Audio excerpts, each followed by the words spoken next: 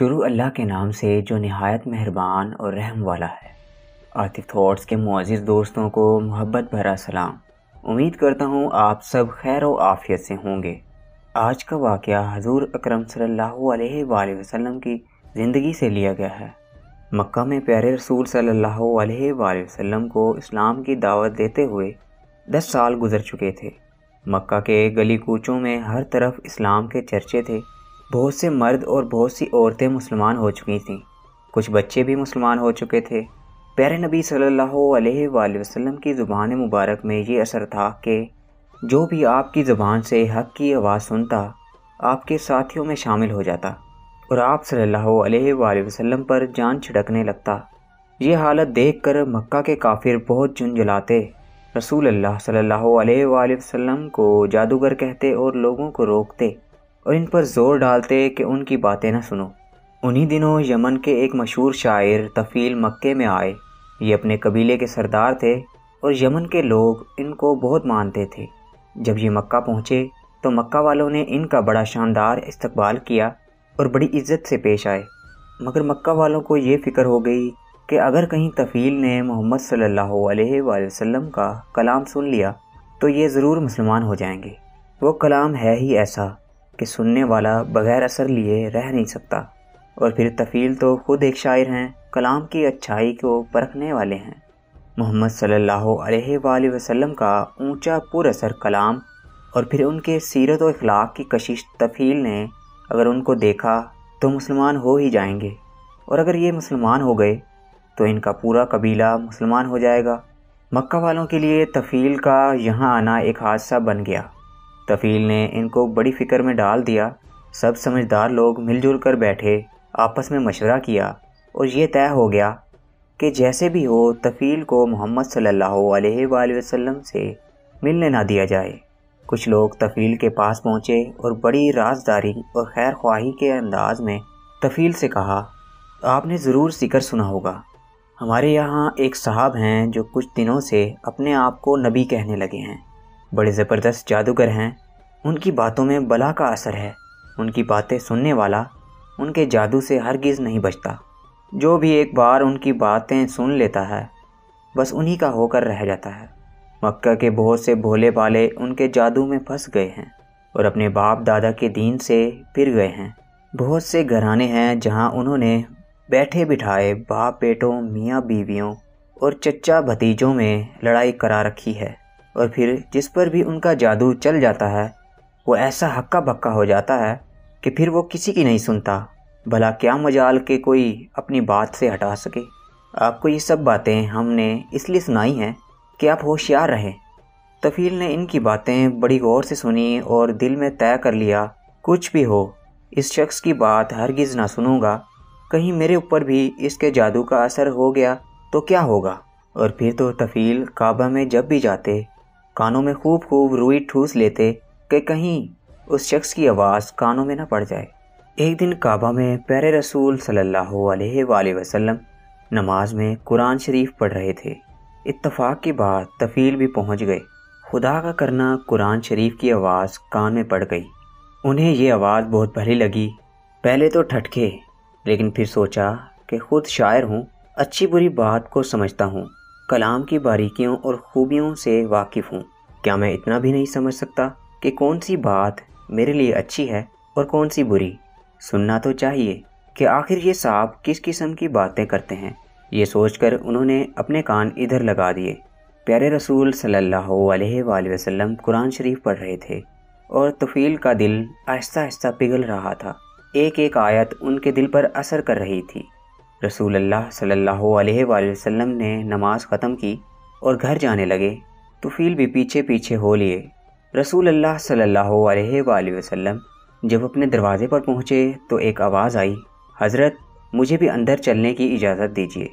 پیارے نبی صلی اللہ علیہ وآلہ وسلم نے مڑ کر دیکھا کہ یمن کے معزز سردار طفیل آپ سے اندر چلنے کی اجازت مانگ رہے ہیں۔ رسول اللہ صلی اللہ علیہ وآلہ وسلم بڑی عزت سے انہیں گھر کے اندر لے گئے، اپنے پاس بٹھایا اور آنے کی وجہ پوچھی۔ طفیل نے اپنی پوری آپ بیتی سنائی۔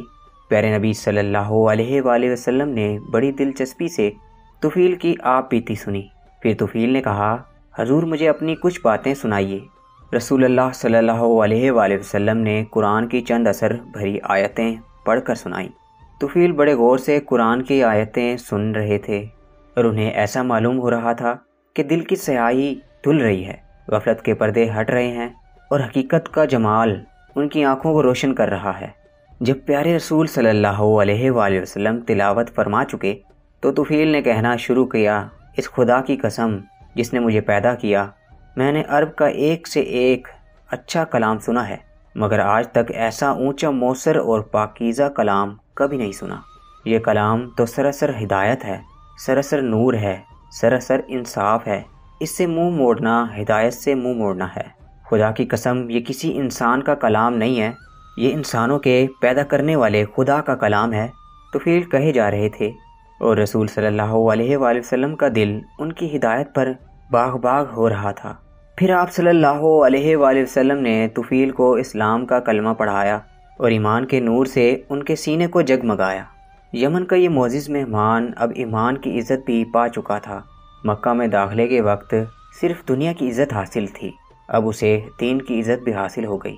جب طفیل نے یمن کو واپسی کا ارادہ کیا تو پیارے رسول صلی اللہ علیہ وآلہ وسلم سے عرض کیا، حضور میرا سینہ تو نور ایمان سے جگمگا اٹھا، لیکن میرا قبیلہ اور گھر کے لوگ تو کفر کے اندھیرے میں پھنسے ہوئے ہیں۔ یا رسول اللہ صلی اللہ علیہ وآلہ وسلم دعا فرمائیے کہ اللہ تعالیٰ انہیں بھی ایمان کی دولت بخشے۔ پیارے رسول صلی اللہ علیہ وآلہ وسلم نے دونوں ہاتھ دعا کے لیے اٹھائے، اے اللہ تو طفیل کو اسلام کا نشان بنا دے کہ اس کے لوگ اسلام کی راہ پائیں۔ طفیل ایمان کی تڑپ لیے گھر پہنچے، بوڑھے والد سے ملاقات ہوئی۔ طفیل بولے، ابا میں کفر کے اندھیرے سے ایمان کی روشنی میں آ گیا ہوں۔ ابا اب میرا آپ کا کوئی رشتہ نہیں، میں مکہ کے سچے رسول پر ایمان لے آیا ہوں۔ اب میرا رشتہ صرف اسی شخص سے ہے جو اس رسول کا کلمہ پڑھے اور اسلام کو اپنا دین مانے۔ طفیل کی یہ دل سے نکلی ہوئی باتیں سن کر والد سوچ میں پڑ گئے۔ اچھا ایمان میں یہ قوت ہے کہ اس سے باپ بیٹے کا رشتہ بھی ختم ہو سکتا ہے؟ کیا ایمان کا رشتہ باپ بیٹے کے رشتے سے بھی زیادہ ہے؟ طفیل کے باپ عمر و دوسی نے سوچا اور اپنے بیٹے سے کہا، طفیل لاؤ ہمیں بھی سناؤ اس رسول کی باتیں۔ طفیل نے سمجھا کر باپ کو اسلام کا پیغام سنایا۔ حق کی کشش نے کام کیا اور بوڑھے باپ نے بیٹے سے کہا، طفیل بیٹے تم میرے بیٹے ہو اور میں تمہارا باپ ہوں، میں بھی اس نبی پر ایمان لاتا ہوں جس پر تم ایمان لائے ہو۔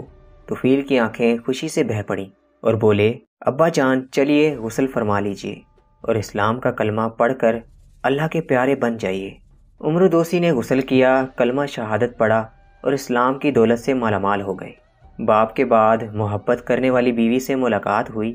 بیوی کو دیکھ کر طفیل کی آنکھوں میں محبت کے آنسو آ گئے، مگر وہ فوراً ہی سنبھلے اور بیوی سے کہا، پیاری بیوی اب ہمارا تمہارا کیا رشتہ؟ میں تو مکہ والے نبی پر ایمان لا چکا ہوں اور تم ایمان کی روشنی سے محروم ہو۔ میں اسلام کی روشنی میں چل رہا ہوں اور تم کفر کے اندھیروں میں بھٹک رہی ہو۔ ایمان اور کفر کا کیا رشتہ؟